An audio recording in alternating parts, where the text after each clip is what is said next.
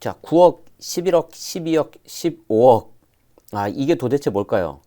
중구난방 고가주택 기준에 시장이 혼란스럽다는 내용입니다.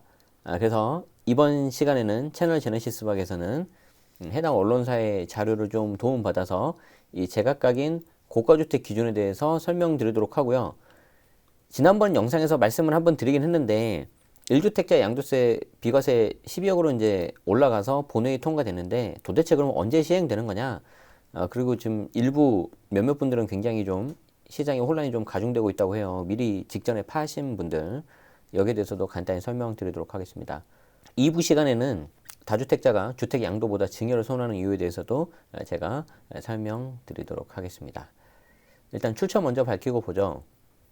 서울경제에 있는 기사를 제가 가져왔고요. 21년 12월 6일자입니다. 노해철 기자님이 작성하신 거네요. 자, 세금, 대출, 중개보수 산정 등 다양한 분야의 고가주택 기준이 적용되는데 진지한 논의 없이 땜질 조정했다. 제가 이 부분이 좀 공감이 좀 됐어요. 제가 늘 말씀드리는 게 이 세금이라는 거는 여러분들 아시겠지만 국민이 의무를 져야 되는 굉장히 신성한 의무임에도 불구하고 또 한편으로는 해당 개인 국민의 재산권과 직결되는 부분이기 때문에 굉장히 좀 치열한 고민이 있어야 된다. 그런데 이 부분이 좀 그렇게 보이지 않아서 좀 아쉽다는 거죠. 그리고 개인적인 의견 한 가지를 말씀드리냐면은 최근 들어서 과거 한 1, 2년 전보다 2, 3년 전보다 더 좀 격화된 것 같은데 이 세금에 대해서 계속해서 강화를 해야 된다 아니면 완화해야 된다 해가지고 의견이 좀 갈리고 있잖아요. 그런데 이 의견이 갈린다는 거의 전제 조건은 뭐냐면은 세금 자체에 대해 세금 정책, 이 부동산 정책을 가지고 정책에 대해서 집값을 잡을 수 있다라고 생각을 하신다는 건데 저는 그렇게 생각하지 않습니다. 올라갈 거를 약간 늦추고 아니면 하락할 거를 좀 방지하고 반대로 올라갈 거를 더 올라가게 해버리고 내려갈 거를 더 내려가게 하는 어떤 촉매제 역할을 할 뿐이지 이게 어떤 근본적인 해결책은 저는 안 된다고 생각을 하는데 한쪽에서는 계속 강화해야 된다. 한쪽에서는 완화해야 된다. 그 말 자체가 이 정책에 대해서 이 정책을 통해서 세금을 통해서 집값을 조정할 수 있다고 생각을 하는 거죠. 그렇게 저는 생각하지 않습니다. 자, 어쨌든 제가 개인적으로 한 가지 말씀드렸고요. 관련해가지고 설명드리도록 하겠습니다. 자, 1억 1주택자에 대한 양도세 비과세 기준이 9억에서 12억으로 상향됐는데 이때 이제 여러분들 막 헷갈려요. 제 유튜브 채널에도 이거 관련해서 댓글이 좀 많이 달렸거든요. 세금 부과와 대출 규제, 부동산 중개보수 산정 등 다양한 분야에서 적용하는 고가주택 기준이 9억, 11억, 12억, 15억으로 제각각이다. 이마저도 실거래가 기준일 때가 그러니까 이제 9억, 11억, 12억, 15억 이렇게 기준이 다른 것도 힘든데 어떤 때는 실거래가, 어떤 때는 공시가격, 그때그때마다 다 다르다는 거예요. 한번 보죠. 이 표 한 장으로 거의 다 정리가 될 것 같아요. 자, 제각각인 고가주택 기준. 자, 9억. 재산세 자, 이때 9억은 공시가격이 있고, 분양가격이 있고, 시세라는 게 있네요. 아, 어렵다. 자, 일단, 그 공시가격을 보면은, 재산세 감면 같은 경우에, 이 재산세가 공시가격이 아파트라고 했을 때, 1주택이면서 9억 이하면은 재산세를 감면해 줍니다. 이 경우에도 1주택인 경우만 또 돼요. 이제 주택수까지 또 봐야 되네요. 그리고 1세대 1주택 월세에 대해서도 내가 그 주택수가 하나인데 이때 주택수는 또 부부합산입니다. 자, 그러니까 이때 재산세는 세대 기준이고요. 여기 월세에 대해서는 부부합산이에요. 주택수도 또 다르죠. 그래서 부부합산 1세대 부부합산 1주택인데 그 1주택에 대해서 내가 월세를 주고 있다. 그러니까 실거주 안 한다는 거죠. 그리고 그 집값이 공시가격 혹은 기준시가가 9억이 넘는 집이다. 그리고 나서 내가 월세를 주고 있다면은 이때는 월세에 대해서 과세합니다. 지금 여기 1가구 1주택으로 되는데 정확하게는 부부합산이에요. 부부합산. 부부합산이랑 1가구 1주택이랑 똑같은 거 아니냐? 그렇지 않죠. 밑에 자녀가 있어버리면은 그 주택은 월세 계산할 때 주택임대소득 할 때는 빠져버려요. 그게 또 한 가지 팁이에요. 그리고 건설임대사업자 종부세 합산 배제.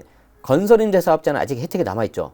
그래서 혹시 내가 신축에 대해서 경험이 있고 좀 하실 수 있는 분들은 그리고 10년 동안 버틸 자신이 있으신 분들은 건설 임대 사업자를 하는 경우에는 그래도 세제 혜택을 받을 수가 있을 것 같아요. 취득세 부분에 있어서도 좀 일정 부분 공동주택이라면은 그러니까 다세대죠. 다세대라면 혜택이 가능하고 재산세 그리고 종부세 같은 경우에는 9억 이하면은 가능하고, 그런데 다세대 같은 경우는 다 구분 등기고 각각 하나씩 따지니까 당연히 9억이 웬만하면 안 넘겠죠. 그리고 양도세 중과배제 같은 경우도 가능할 수 있고, 그리고 나중에 뭐가 가능하죠? 장특공도 가능하잖아요. 자, 주택연금 가입 같은 경우에도 9억을 기준으로 자릅니다. 이제 재밌는 게 이거예요. 분양가격. 이 분양가를 기준으로 해가지고 만약에 9억이 넘어버린다. 그러면은 이 중도금 대출이 안 나오죠. 9억 맞나요? 15억 아닌가? 어쨌든 이게 이제 9억 같은 경우에 중도금 대출이 맞죠. 9억 맞죠. 죄송합니다. 제가 헷갈렸습니다. 그리고 그 다음에 재밌는 게 뭐냐면은 이 시세라는 게 있는데, 여기 보면은 주택담보대출 비율 LTV죠. LTV. 요 규제 시세는 뭐냐면은, 이 시세는 여러분이 알고 있는 뭐 실거래가 그런 게 아니고요. 뭐 KB 국민은행에서 하는 거, 한국감정원에서 하는 거, 그 기준이 되는 시세가 있어요. 그 시세에 대해서 또 9억을 한다는 거죠. 그러니까 똑같은 9억이라 하더라도 공시가, 분양가격, 시세 이렇게 세 개가 다 다르다는 거죠. 그리고 여기에 1세대 1주택, 부부합산 1주택, 또 주택수까지 달라버리고. 이야, 어렵죠. 자, 그리고 이제 또 11억이 나옵니다. 11억. 이 11억에 대해서는 공시가격이 기준이 돼가지고 종부세 과세가 들어가는데, 이제 종부세 관련해서는 이제 다 공시가격이라고 보면 돼요. 자, 그런데 여기 11억은 도대체 뭐냐? 이거는 1세대 1주택이면서 단독명의여야 돼요. 이제 단독명의. 그러니까 종부세는 기본적으로 인별과세인데, 이때는 세대 기준 주택수를 따집니다. 그러니까 한 가지 조건이 하나 또 들어가는 거죠. 그래서 1세대 1주택 비과세에 대해서, 죄송해요. 1세대 1주택 단독 명의인 경우에 대해서는 11억까지 가준다는 거고요. 만약에 1세대 1주택인데 공동명의다. 그러면 각각 6억, 6억이니까 12억까지 갈 수 있어요. 이건 제가 좀 써드려야 되겠네요. 말로 하려고 그랬는데. 이런 거거든요.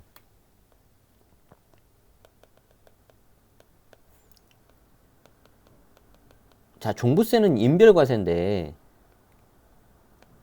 예외적으로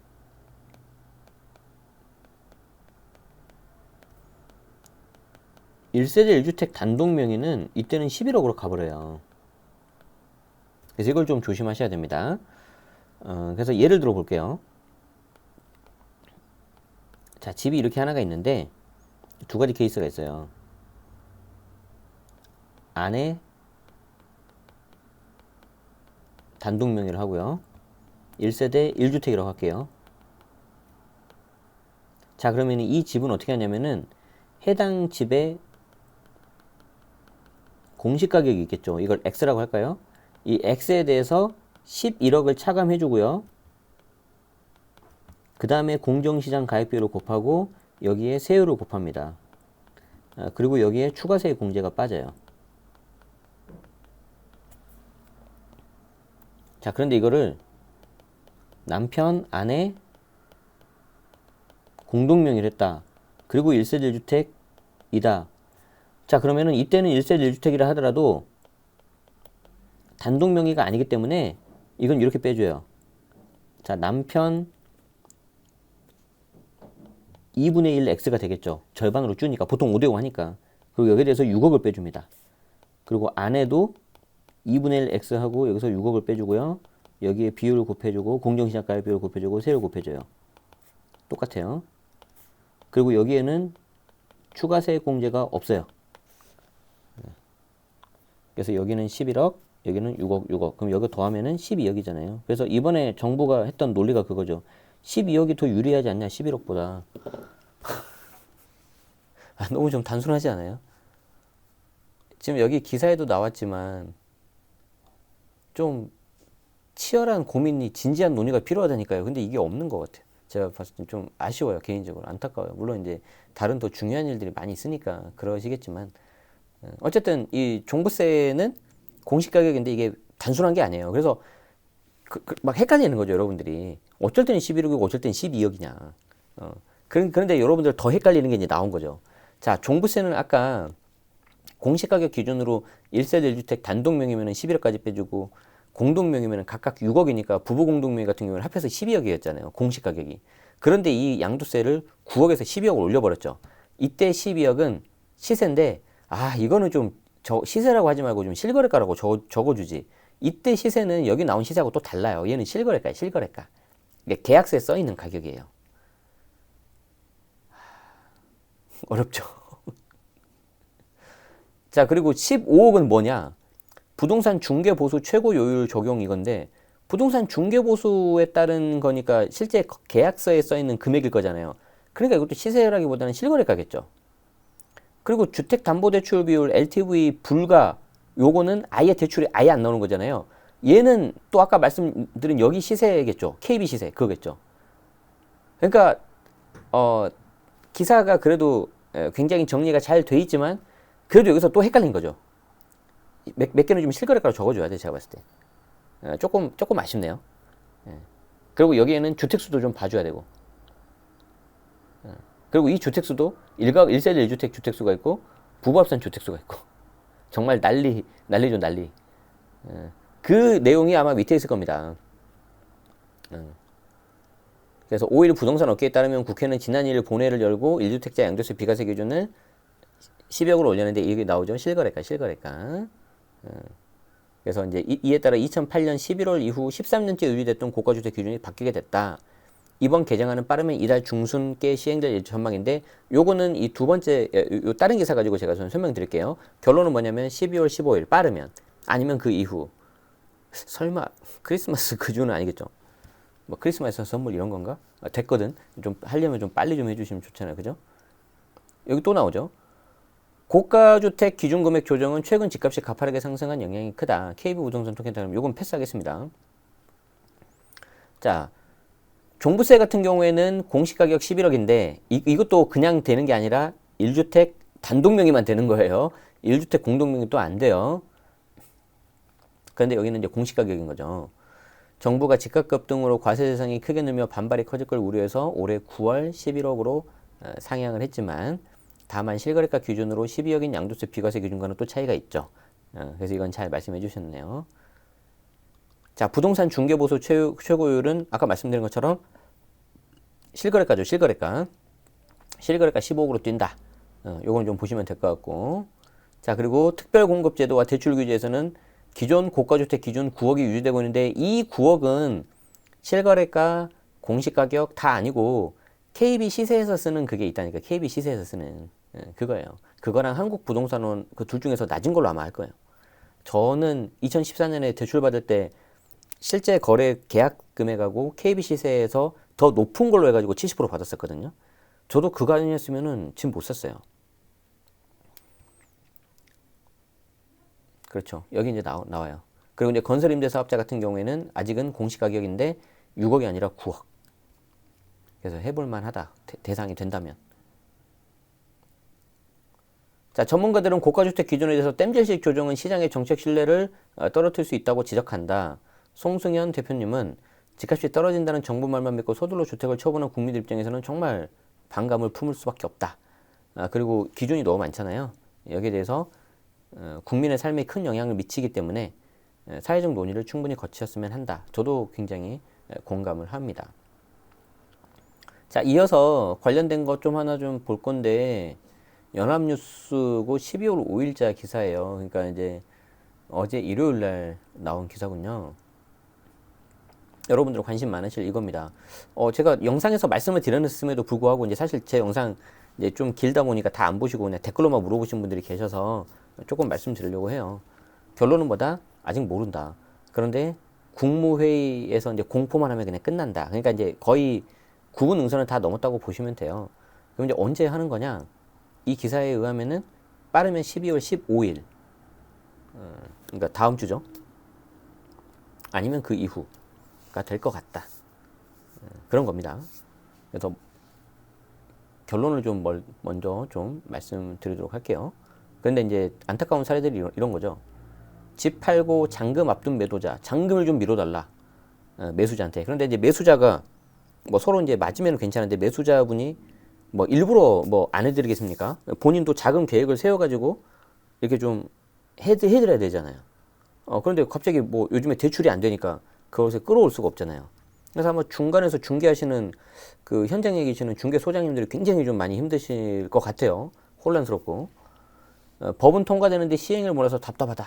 그리고 이제 그러다 보면은 이제 좀 뭔가 갈등이 좀 생길 수가 있죠.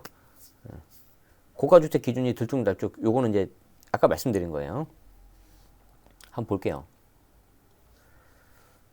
1주택자의 양도세 비과세 기준을 9억에서 12억으로 상향하는 게 통과가 됐는데 언제 되는 거냐.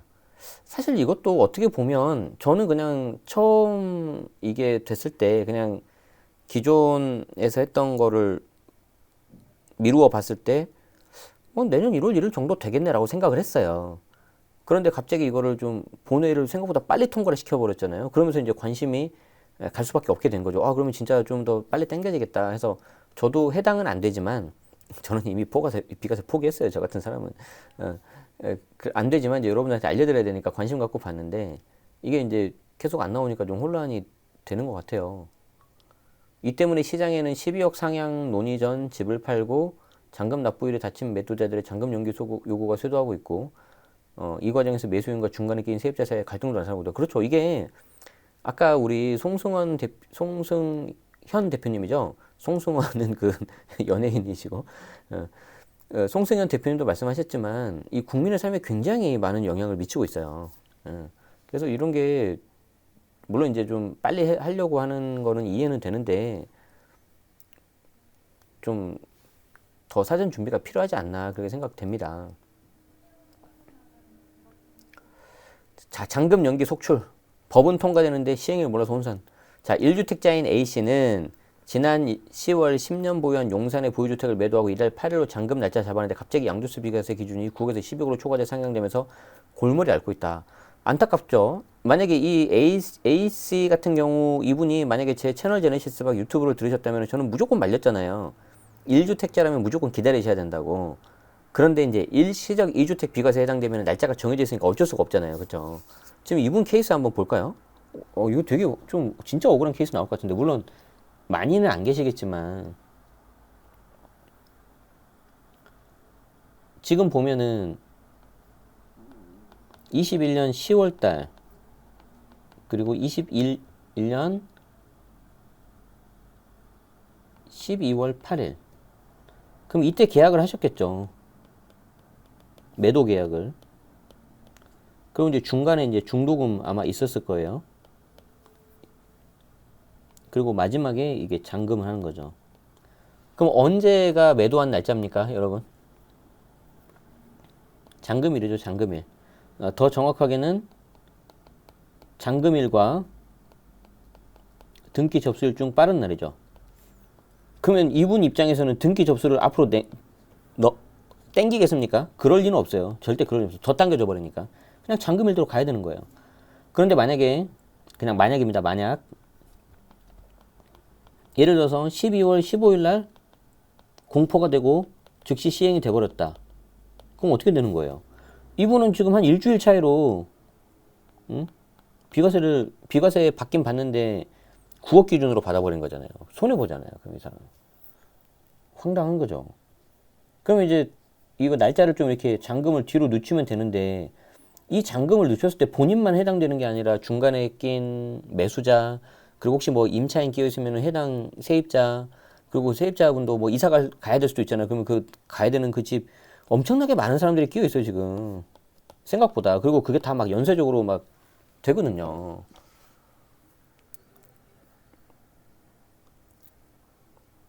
자 그럼 봅시다.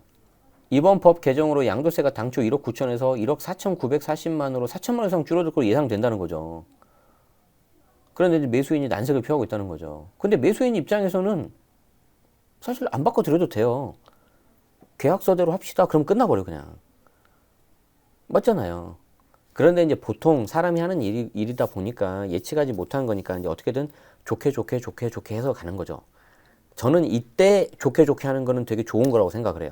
뭐 이렇게 좀 우리가 아는 사람 통해서 좀 뭐랄까 특혜를 받거나 기준이 아닌데 좀 어떻게 하거나 그럴 때 좋게는 나쁜 거지만 이때는 좀 서로 양보해가지고 할 수 있는 그런 좀 것들이 많이 있었잖아요. 저만 해도 그랬던 것 같거든요. 근데 요즘에는 이게 힘들죠. 왜? 임대차 3법 때문에 안 되잖아요, 이게. 그리고 더 큰 게 뭐예요? 대출이 안 나와요, 대출이. 뭔가 좀 자금이라도 좀 돌아가고 하면 되는데. 그래서 이제 가끔 가다 보면은 해당 부동산에서 이제 자금을 빌려주는 경우가 있습니다. 근데 그것도 제가 부동산 입장이라 하면은 쉽게 못할 것 같아요. 괜히 했다가 좋은 뜻으로 했는데 사고 나면 어떡해. 그죠? 자, AC, 매도인이죠. 매수인에게 별도 사례를 하겠다고 잔금을 밀어달라고 사정을 한 중인데 시행일까지 안 나오니까 답답을 노리신 거죠. 그래서 이제 예를 들어서 이제 매수인한테 좀 살해하겠다. 본인이 4천만 원 정도 줄어드니까 예를 들어서 한 뭐 10%인 400만 원을 좀 한다고 가정합시다. 예를 들어서. 근데 매수인도 예 그러면은 좀 할게요라고 할 수도 있는데 문제는 뭐예요? 그럼 날짜를 다시 써야 되잖아요. 그럼 날짜를 써야 되는데 뭐 안 나오니까 어떻게 쓸 수가 없잖아요. 왜냐하면 저 매수인뿐만 아니라 딴 사람들 다 똑같이 써야 되니까. 매수인이 마치 탈세를 돕는 것처럼 탁당치 않게 여긴다. 이제 이거는 조금 그 잘 모르셔서 되는 건데 한편으로는 매수 입장에서 생각해보면 찜찜한 거죠. 계약서 다시 쓰는 게 쉽지 않아 이게. 그래서 이미 집을 팔아놓고 잔금을 기다리는 매도인을 중심으로 이 연기 요청이 줄을 잇고 있다는 거죠. 송파구 잠실동의 한 중개업소 대표는 맨날 이런 거 보면 잠실 이쪽으로 많이 오시더라고요. 매도자 입장에서는 며칠 차이로 아깝게 양도세가 수천만 원 이상 왔다 갔다 하는데 애가 탈 수밖에 없죠. 이런 상황에서 더 큰 문제는 아직 미정이라는 거죠. 자, 통상 법이 정부로 이송이 되고 공포까지 2, 3주 정도가 소요된다는 점을 본다면은 이달 20에서 31일 사이라는 관측이 있지만 국무회의 의결 즉시 시행될 가능성도 배제할 수 없다. 국무회의 의결 즉시 시행된다면은 뭐 빠르면 15일 정도 본다는 거고요. 저는 혹시 빠르면 이번 주 했는데 좀 분위기 보니까 이번 주는 아닌 것 같아요. 이러고 나서 이번 주입니다 하고 통과되면 너무 좋겠죠. 그러면 이제 제가 제 커뮤니티 게시글이라도 남길 테니까 구독하시고 알림 설정 하시면은 빠르게 받아보실 수 있을 것 같아요. 잔금 지급일을 놓고 옥신각신하는 과정에서 갈등도 생기고 있다. 서울 마포의 한 중개업소 대표는 전세 끼고 집을 산 매수인이 이번 주 새로 이사를 오려고 하는데 그리고 그 세입자의 전세금으로 잔금을 치르게 되는데 세입자는 입주 날짜에 맞춰서 매수인 앞으로 소유권 이전을 정리해달라고 하는데 매도인이 몹시 난처하고 있다. 날짜를 뒤로 미쳐야 되니까. 이거는 진짜 힘들죠. 이건 진짜 힘들죠. 여기에 국회의 갑작스러운 변심에 이미 집을 매도한 1주택자는 아쉬움을 토로하고 있다. 이번에는 A씨가 아니라 B씨입니다. B씨. 서울시장 보궐선거 후 여당 부동산 특위가 양도세 비과세 기준 상향을 검토한다고 말만 꺼내놓고 야 이분은 굉장히 정확하게 하시네요. 제가 그 전에 영상에서도 말씀드렸지만 이 12억 상향된 게 그냥 갑자기 툭 튀어나온 게 아닙니다. 갑툭 튀가 아니에요. 올해 있었던 4월 보궐선거 지나고 나서 5월달 부동산 특위에서 여당 부동산 특위에서 나왔었죠. 그리고 나서 8월쯤에 의결 총회를 거쳐서 다수결로 해가지고 당론으로 결정이 되고 6월달인가 장론으로 결정이 되고 8월달에 개정안을 만들어서 상정했는데 그동안 이렇게 쭉 묵힌 거죠. 그리고 나서 뭐 관련된 장특공 어떻게 할 거냐 해가지고 뭐 서로 이제 주거니 받거니 하다가 갑자기 통과시켰단 말이에요. 그런 거 보면 선거라는 건 참 좋은 거예요. 제 말뜻이 무슨 말뜻인지 잘 아실 겁니다. 반년 가까이 움직임이 없어서 9월에 집을 팔았는데 이제 포기한 거죠. 지난달 중순부터 갑자기 논의를 제기하더니 순식간에 법안을 통과시키더라. 그리고 이제 들쭉날쭉한 고가주택 기준은 우리가 앞에서 충분히 살펴봤으니까 넘어가도록 하겠습니다. 자, 그래서 지난번 영상에서도 말씀을 좀 드렸습니다. 이 경우에는 뭐 협의하는 거 외에는 방법이 없죠. 그리고 1세대 1주택 비과세이신 분들은 그냥 계약을 하시면 안 되는 거고. 다만 일시적 2주택 비과세처럼 기한이 정해져 있으신 분들은 어쩔 수가 없었을 거라고 생각을 합니다. 그래서 이 부분 살펴봤습니다. 특히 고가주택 기준에 대해서 알아야 된다는 게 이제 더 어려웠었죠. 저도 이거 보면서 나름 정리가 잘 돼 있었지만 하나하나 따져보니까 더 알아야 될 게 좀 있었습니다. 이런 걸 보면 제가 방송 처음에 말씀드린 것 같은데 정부 정책이라던가 이런 것들이 굉장히 시장에 영향을 많이 미칩니다. 그렇지만 저는 그거는 단기적인 효과라고 봐요. 현 정부 들어서 20몇 번의 대책을 냈지만 정말 그 중에 센 대책들이 몇 개 있었거든요. 저는 딱 하나만 꼽으라면은 2018년 9.13 대책을 꼽을 거예요. 정말 세게 대책이 나왔는데 한 1년 정도, 1년 한 6개월에서 한 1년 정도 지나니까 또 시장은 제 갈 길을 가더라고요. 그래서 좀 그런 부분에 있어서 여러분들도 경우에 따라서는 조금 길게 보실 필요가 있기를 바랍니다. 아시겠죠? 아, 희망로드님께서 7일 공포한다고 방금 기사가 났는데 라이브 최초입니다. 한번 찾아보겠습니다. 양도세 12억 7일 공포 이렇게 한번 찾아볼까요? 나왔네요. 어디입니까? 뉴스 토마토? 일단 봅시다. 단독 양도세 12억 비과세 7일 공포 긴급 대통령 제가 예정 7일 국무회 의결 후 긴급 대통령 제가 자 이렇게 된다면은 제가 한번 지난주에 말씀드린 게 제가 찍은 게 맞은 거네요. 뭐 누가 맞았다고 틀렸다고 중요한 게 아니라 빨리 좀 적용되면 빨리 적용됨으로 인해서 여러분들이 좀 한 분이라도 더 많이 혜택을 보면 좋겠죠. 다른 법률보다 우선 처리하겠다. 기준 시점 최대한 앞당기겠다. 근데 무슨 광고 이렇게 많을까요? 광고 없애버리고 보죠. 그래요. 지난해 공수처 할 때도 이렇게 해가지고 공포한 사례가 있었다. 6일 국회와 기재부 등에 따르면 정부는 1세 1주택자에 대한 양도세 비과세 기준 상향을 담은 소득세법 개정에 대한 긴급 대통령 제가를 검토 중이다. 긴급 대통령 제가를 진행할 경우에 바로 공포가 가능하다. 다만 긴급 제가 절차를 거치다 하더라도 또 다른 긴급 법률들이 발생할 경우 순서 협의를 통한 지연 가능성도 상존한다. 아이고야. 야, 바로 공포도 가능하지만 거기에 대해서 또 순서가 있다는 거군요. 번호표로 뽑아야 되는군요. 나오면 곧바로 알려드리도록 하겠습니다. 네. 어쨌든 알려주신 내용 그래도 이 영상 끝 부분이라도 좀 말씀드려서 좋을 것 같고요.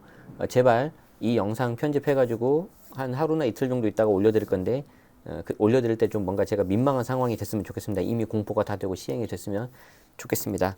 네, 저희는 잠깐 쉬었다가요. 이제 제가 두 번째 다주택자가 주택 양도보다 증여를 선호하는 이유에 대해서 제가 설명드리도록 하겠습니다. 아마 많은 분들이 알고 계실 텐데 이거 관련해 가지고 또 제가 추가적으로 말씀드릴 부분이 있으니까 요거 잠깐만 쉬었다가 또 보도록 하겠습니다. 끝까지 시청해 주셔서 고맙습니다. 좋아요, 구독 도움되셨다면 부탁드리도록 하겠습니다. 고맙습니다.